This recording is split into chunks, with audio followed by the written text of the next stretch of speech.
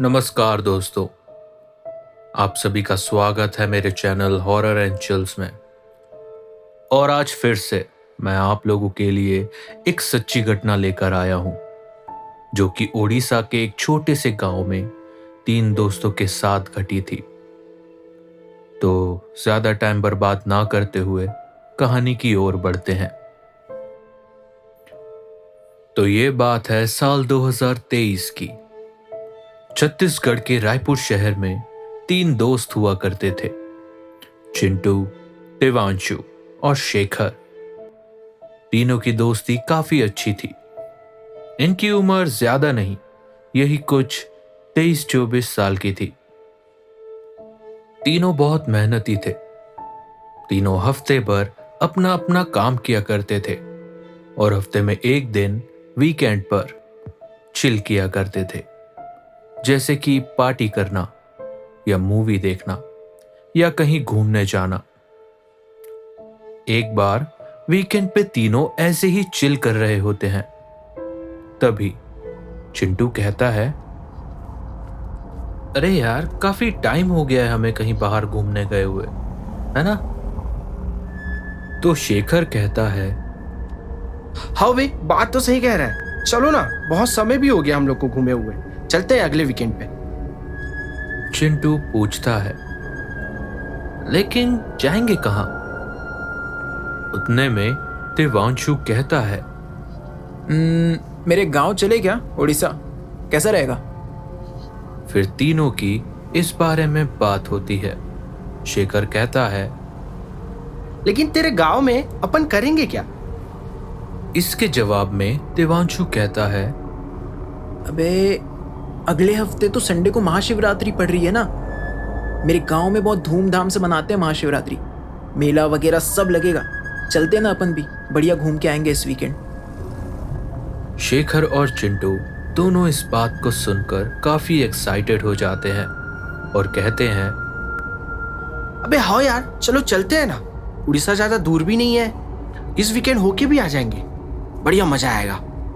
अरे हाँ यार, चलो इस प्लान को डन करते हैं। मैंने भी कभी ऐसे गांव का मेला वगैरह नहीं देखा है। तो ऐसे ये तीनों दोस्त अगले वीकेंड को उड़ीसा जाने का प्लान फिक्स करते हैं।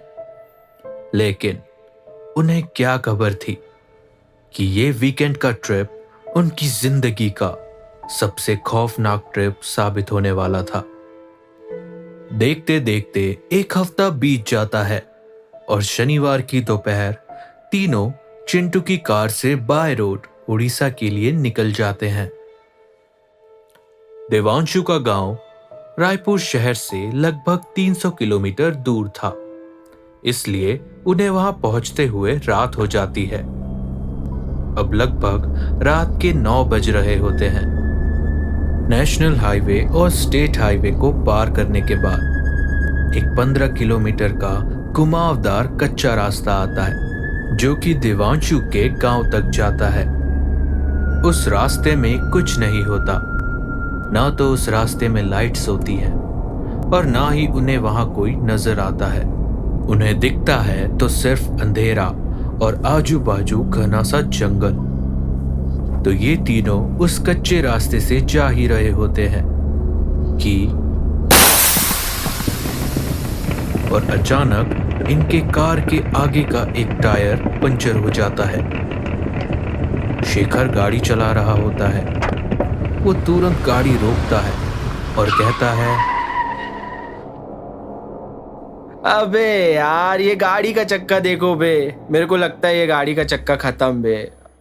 तीनों गाड़ी से बाहर निकलते हैं और गाड़ी का पंचर टायर देखकर देवांशु कहता है, अबे यार, गांव अभी 15 किलोमीटर और दूर है। अब यार रात को कोई मैकेनिक भी नहीं मिलेगा। हट बहनचोद। तो चिंटू कहता है, तुम लोग फालतू में इतना टेंशन मत लो यार, गाड़ी की डिक्की में एक एक्स्ट्रा टायर पड़ा हुआ है। चिंटू गाड़ी के डिक्की से टायर और पाना निकाल कर लाता है और तीनों काम में भिड़ जाते हैं। गाड़ी फिक्स करने में लगभग 10 से 15 मिनट लगता है और इनकी गाड़ी ठीक हो जाती है। तीनों गाड़ी में वापस बैठ जाते हैं। उतने में शेखर कहता है, अबे 1 मिनट रुको बे, मैं सुसु करके आ रहा हूँ। देवांशु शेखर से कहता है, अबे थोड़ा सा रुक जा बे, यही सब करना है तेरे को, थोड़ा दूर है बस, वहां फ्रेश हो जाना, यहाँ मत जा। शेखर उसके जवाब में कहता है, 15 किलोमीटर दूर है, मेरा कोता फट जाएगा लाडले। इतने में चिंटू देवांशु से कहता है, हाँ यार, मुझे भी बहुत तेज सुसु आ रही है, यही कर लेते हैं ना, कितना समय लगेगा, 2 मिनट ही तो लगेगा। और ऐसा कहकर चिंटू और शेखर कार के बाहर निकल जाते हैं। उनके पीछे देवांशु भी कार से बाहर निकलता है। वो बाहर देखते हैं, बाहर पूरा अंधेरा होता है, आसपास पूरा सन्नाटा होता है, सिर्फ हवाएं और झिंगुरों की आवाजें आ रही होती है। शेखर थोड़ा आगे जाता है, उसे कुछ नहीं दिख रहा होता। चिंटू भी उसके साथ जाता है और देवांशु पीछे कार के पास खड़ा रहता है। देवांशु इधर उधर देख रहा होता है और हल्की सी डरी हुई आवाज में कहता है, बे चिंटू, शेखर, जल्दी चलो बे यहाँ से, ये जगह सही नहीं लग रहा है मेरे को। शेखर हंसते हुए कुछ कहता है, जिसके बीच में देवांशु उसे तुरंत टोककर मना करता है। अगर कोई अबे चुप हो जा बे भोसड़ी के, ये सब मत बोलते रहे, चुपचाप तू मूत ले, समझा, ये सब मत बोलते रहे। शेखर देवांशु को इग्नोर करते हुए अपनी बात कंटिन्यू करता है। अगर कोई भूत यहाँ है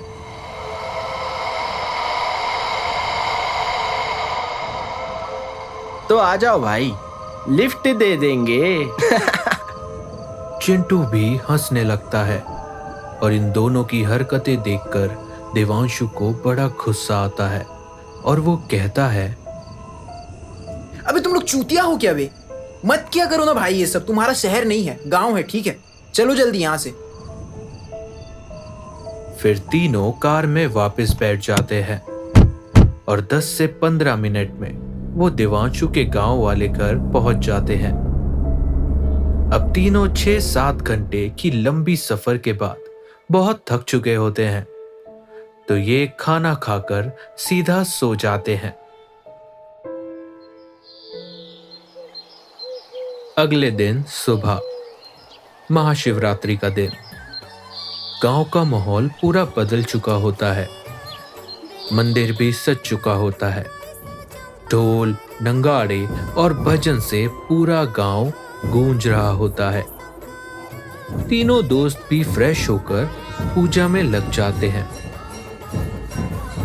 पूजा खत्म होने के बाद देवांशु उन्हें हर जगह घुमाता है। मेला, भंडारा, मंदिर के पीछे का पुराना कुआं। दिन भर सब नॉर्मल, सब मस्त लगता है। लेकिन असली कहानी तो शाम में शुरू होती है। शाम के करीब 5 बजे शेखर कहता है, अबे मंदिर और मेला तो घूम लिए बे, चलो ना अब गांव एक्सप्लोर करते हैं। अबे देवांशु, कहीं से बाइक जुगाड़ करना बे, कार में मजा नहीं आएगा, बाइक पे चलते। चिंटू भी शेखर की बात से सहमत होता है। वो कहता है, अरे हाँ यार देवांशु, शेखर एकदम सही कह रहा है, इतनी दूर एडवेंचर करने ही तो आए हैं, कार में मजा नहीं आएगा। देवांशु थोड़ा सोचता है और फिर वो अपने गांव वाले चाचा से उनकी बाइक की चाबी मांग लेता है और तीनों दोस्त निकल पड़ते हैं गांव एक्सप्लोर करने के लिए। तीनों अच्छे से गांव एक्सप्लोर करते हैं। इनके गांव से लगभग 30 किलोमीटर दूर एक डैम होता है। ये वहां मस्त चिल करके घर की ओर आ रहे होते हैं। रात के करीब 10 साढ़े 10 बज रहे होते हैं और तभी बाइक एक झटके से रुक जाती है। चिंटू कहता है, अरे ये अचानक गाड़ी को क्या हो गया, एक बार पेट्रोल चेक कर तो। शेखर पेट्रोल चेक करता है और कहता है, नहीं बे, पेट्रोल तो है, इतने में देवांशु का चेहरा धीरे धीरे सीरियस हो जाता है। देवांशु घबरा कर कहता है, बे ये वही रास्ता है ना? अबे ये वही रास्ता है ना जहाँ कल गाड़ी खराब हुई थी? चिंटू कहता है, हाँ यार, ये तो बढ़िया इत्तेफाक हो गया अपने साथ। शेखर बाइक को किक मारते हुए चालू करने की कोशिश कर रहा होता है। ये बाइक क्यों नहीं चालू हो रहा है यार? क्या हो गया इसे? फिर अचानक हवा तेज चलने लगती है, पेड़ जोर जोर से हिलने लगते हैं और तभी कुछ ऐसा होता है जिससे इन तीनों के चेहरे का रंग उड़ जाता है। उन्हें एक नवजात शिशु और एक औरत की रोने की आवाज आती है। ये सुनकर तीनों का दिल जोर जोर से धड़कने लगता है। देवांशु की हालत खराब होने लगती है और वो कहता है, अबे ये इंसान का आवाज नहीं है, ये इंसान का आवाज नहीं है भाई। यहाँ दूर दूर तक कोई नहीं दिख रहा है। अबे शेखर गाड़ी चालू कर भाई, गाड़ी चालू कर बे, निकलते हैं यहाँ से। शेखर गाड़ी को किक मारते हुए कहता है, अबे नहीं हो रहा ये गाड़ी चालू। चिंटू भी घबराते हुए कहता है, अरे तुम लोग इतना डर क्यों रहे हो बे? कोई होगा आसपास, भूत जैसा कुछ थोड़ी होता है। तीनों की हालत डर से बहुत खराब हो चुकी होती है और तब उन्हें एक ऐसा नजारा दिखता है जिसे देखकर किसी की भी जान उसके हलक पे आ जाए। वो देखते हैं सामने एक बरगद पेड़ के नीचे एक गर्भवती औरत अपना पेट पकड़ के दर्द से चीख रही होती है। वो रोते रोते कहती है, कोई है, कोई मदद करो मेरी। कोई तो मुझे अस्पताल ले चलो।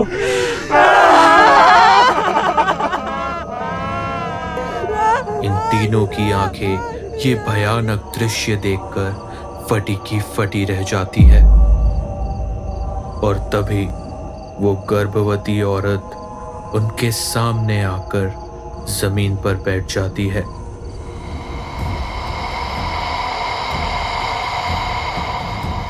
उसके बाल बिखरे होते हैं, उसकी आंखों में पुतलियां नहीं होती है, उसकी आंखों से जैसे खून के आंसू आ रहे होते हैं। वो दर्द में रोते रोते उनसे कहती है, भैया मुझे अस्पताल ले चलो, मेरे पेट में बहुत दर्द हो रहा है भैया। शेखर गाड़ी में किक मार ही रहा होता है और तभी भैया अचानक बाइक चालू हो जाती है। मुझे अस्पताल तीनों ले गाड़ी चलो में बैठकर भैया। तुरंत वहां से निकल जाते हैं।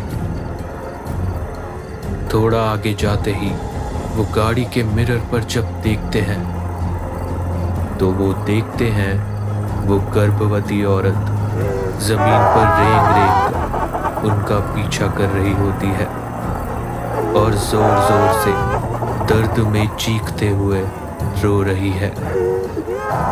तीनों जब अपने गांव पहुंचते हैं तो वो देखते हैं कि गांव के मंदिर में लोग परिक्रमा कर रहे हैं। वो तीनों भी मंदिर में चले जाते हैं। वहां जब वो डरे डरे पहुंचते हैं तो वहां लोग उनसे पूछते हैं कि वो इतने डरे डरे क्यों लग रहे हैं, उनके साथ क्या हुआ है। वो तीनों उन्हें सारी बातें बताते हैं कि आज उनके साथ कैसी घटना घटी है। उनकी बातें सुनकर वहां बैठे एक काका उन्हें एक कहानी सुनाते हैं। वो कहते हैं, अरे बेटा, आज से लगभग 25 साल पहले की बात है। अपने गांव का एक लड़का कनिष्ठो दूसरे गांव से एक लड़की को भगा कर लाया था और हमारे गांव में उस टाइम पे ऐसा था कि अगर कोई भागकर शादी करता था तो उसे समाज से निकाल दिया जाता था बेटा। और उन्हें भी समाज से निकाल दिया गया था। उन लोगों से गांव का कोई भी व्यक्ति कोई संबंध या बातचीत नहीं करता था। करीब 1 साल बाद कनिष्ठो की बीवी शष्मिता 9 महीने पेट से थी। एक दिन शष्मिता के पेट में बहुत जोर से दर्द उठा और कनिष्ठो भी घर पर नहीं था। तो शष्मिता ने गांव के लोगों से मदद मांगी थी, लेकिन गांव के एक भी व्यक्ति ने उसकी मदद नहीं की। शष्मिता मजबूरी में इतने दर्द में भी पैदल बाजू वाले गांव के अस्पताल जाने के लिए अकेले निकल गई और कहते हैं रास्ते में ही उसके पानी की थैली फट गई और वो उस बरगद पेड़ के नीचे बैठ गई जहां तुम लोगों ने उसे देखा था। वहां बैठकर वो दर्द से बहुत चीखी, बहुत रोई, लेकिन वहां कोई था ही नहीं जो उसकी मदद कर दे। और ऐसे ही लाचारी में दर्द से चीखते हुए शष्मिता की जान निकल गई। कहते हैं जब शष्मिता की लाश मिली तो उसका बच्चा आधा बाहर आ चुका था और तब से लोगों का मानना था कि उस बरगद पेड़ के नीचे शष्मिता की आत्मा भटकती है।